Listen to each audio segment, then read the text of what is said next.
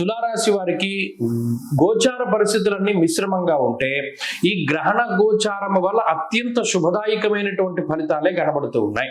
లాభస్థానమందు ఎప్పుడైతే చంద్రకేతువుల యొక్క యుతి జరుగుతూ ఉంటుందో మనస్సౌఖ్యం సదానందం ఇష్టగృహ సుభోజనం అన్నారు. ఈ గ్రహణం వల్ల రాజయోగం పట్టేటువంటి తులారాశి వారు చాలా మంది ఉంటారు. అనుకోని విధంగా అవకాశాలు వచ్చి, ఇక్కడ నేను ఒక విషయం గమనించాలి, అందరికీ ఇది జరుగుతుందని చెప్పట్లేదు. కొంతమంది తులారాశి వారికి మాత్రమే వారి జాతకం రీత్యా అత్యంత శుభదాయకమైనటువంటి విపరీత రాజయోగాలు పట్టడానికి ఈ గ్రహస్థితి ఎక్కువ అవకాశాన్ని కల్పిస్తుంది. చాలా మంది మీరు ఎలా చెప్తున్నారు, మాకేం జరగట్లేదు అని అనుకోవచ్చు, కానీ ఇది అందరికీ వర్తించదు. కొంతమంది తులారాశి వారికి మాత్రమే. మరి మిగిలిన వాళ్ళందరికీ ఏంటండి అంటే ఇది కొంతలో కొంత పాజిటివ్ రిజల్ట్స్ ఇస్తుంది.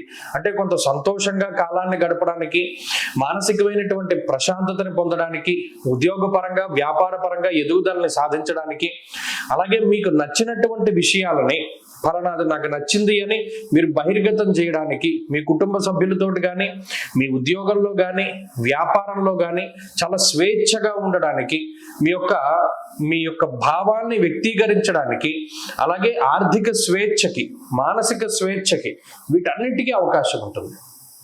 తులారాశి వారికి ఈ విధంగా ఈ గ్రహణం మంచి చేస్తుంది. నిజానికి గోచారంలో అంత మంచి పరిస్థితులు లేవు, కానీ అనుకోని విధంగా వచ్చినటువంటి ఈ గ్రహణ గోచారం యొక్క శుభ ఫలితం తులారాశి వారికి కలవడం ద్వారా వారికి ఈ వారంలో కొంత మంచి ఫలితాలను మనం ఆశించవచ్చును.